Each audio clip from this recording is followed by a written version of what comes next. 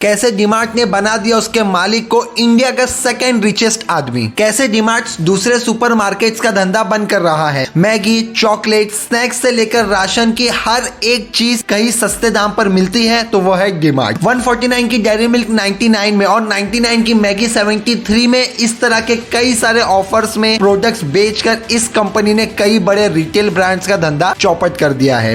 जियो mart, big बाजार और big basket जैसे कई सुपरमार्केट जो कभी रिटेल सेक्टर को अपनी जागीर समझते थे, वह आज रणनीति बदलकर वापस रिटेल बाजार में अपना दबदबा कायम करने का ख्वाब देख रहे हैं। एक बड़े मार्जिन से प्रॉफिट कमाते हुए बेशक डीमार्ट सभी रिटेलर से आगे है, लेकिन सवाल है कि राधा किशन दमानी की कंपनी आखिर इतना मुनाफा कमा कैसे रही है। भारी डिस्काउंट देने के बाद भी आखिर कौन सी रणनीति इसे छप्पड़ फाड़ के प्रॉफिट दे रही है। इसीलिए आज इस वीडियो में जान लेते हैं कि हर दिन दिवाली और होली जैसे डिस्काउंट देने वाला डीमार्ट आज मिडिल क्लास का सच्चा साथी कैसे बन गया है। स्पेंसर, बिग बाजार और जियो मार्ट के छक्के छुड़ाते हुए इस रिटेल प्लेयर ने आज अपनी नेटवर्थ 85 अरब रुपीस बना दी है। एवेन्यू सुपरमार्केट द्वारा ओन की गई इस कंपनी को स्टॉक इन्वेस्टर राधा किशन दमानी ने कभी एक स्टोर से शुरू किया था और आज भारत में इनके 284 स्टोर्स है, जिसके साथ इस कंपनी ने कई एंटरप्रेन्योर्स की हवा टाइट कर रखी है। रिटेल इंडस्ट्री में कोई भी सुपरमार्केट ब्रांड डीमार्ट के करीब अपने स्टोर खोलने से पहले 2 बार नहीं 10 बार सोचता है, क्योंकि उन्हें पता है कि यहाँ पे जो भी कंज्यूमर आएगा वो डीमार्ट के और ही जाना है,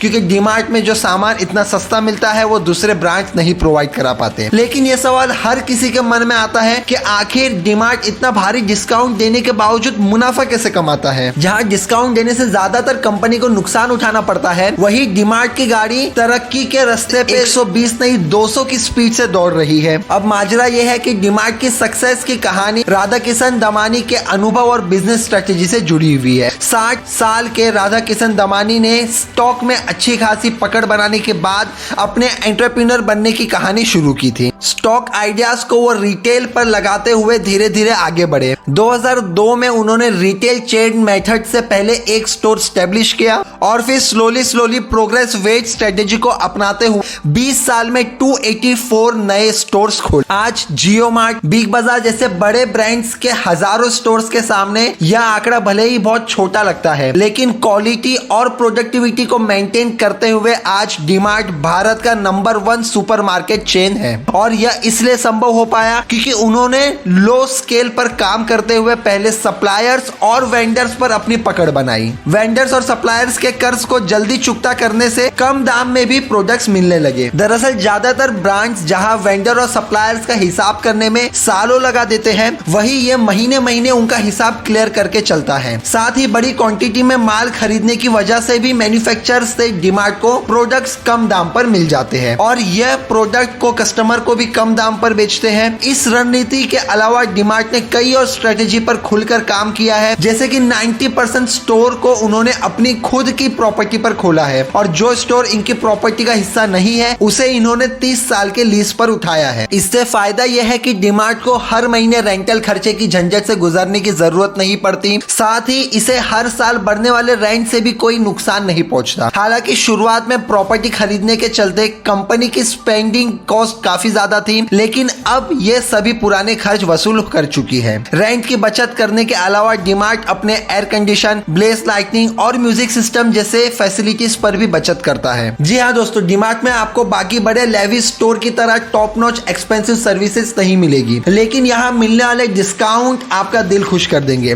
डीमार्ट की सफलता के पीछे एक कारण यह भी है कि राधा किशन दमानी ने कंज्यूमर बिहेवियर को काफी करीबी से ऑब्जर्व किया है। एक वक्त था जब वो अमेरिका में वहां वॉलमार्ट के स्टोर पर जाकर लोगों की इच्छाओं को, उनकी चॉइस और उनके माइंडसेट को पढ़ने की कोशिश करते थे। इससे उन्हें यह समझ आ गया कि मिडिल क्लास लोग किन चीजों को खरीदने में दिलचस्पी रखते हैं और वॉलमार्ट में ऑपरेशंस कैसे काम करते हैं। बस इस सक्सेस मॉडल को भारतीय बाजार पर लागू करते हुए उन्होंने फूड, अपैरल्स और डेली नेसेसिटी को अपने स्टोर की प्रायोरिटी में रखा, जबकि उन्होंने ऐसे आइटम्स को अपने स्टोर का हिस्सा नहीं बनाया जिन्हें मिडिल क्लास लोग खरीदने से कतराते रहे हैं। अब डेली यूज के प्रोडक्ट्स के बिजनेस में ये भी फायदा है कि इसके लिए इन्हें एडवर्टाइजिंग और मार्केटिंग में ज्यादा पैसा खर्च नहीं करने पड़ा, न ही ज्यादा स्टाफ की जरूरत पड़ती है इसमें। ऐसे में एक भारी खर्च को बचाकर डीमार्ट इसे डिस्काउंट देने के लिए इस्तेमाल करता है और यह कॉन्सेप्ट लंबे समय से काम कर रहा है। अपने कस्टमर्स को भारी छूट को बरकरार रखने के लिए डीमार्ट ने बाकी कई फीचर्स को सीमित किया है, क्योंकि इनका मकसद सबसे कम कीमत में लोगों को डेली नेसेसिटी का पूरा करना है। इसके लिए डीमार्ट ने कुछ प्रोडक्ट्स को खुद भी ओन किया है और उन्हें मिनीमैक्स, डीमार्ट प्रीमियम,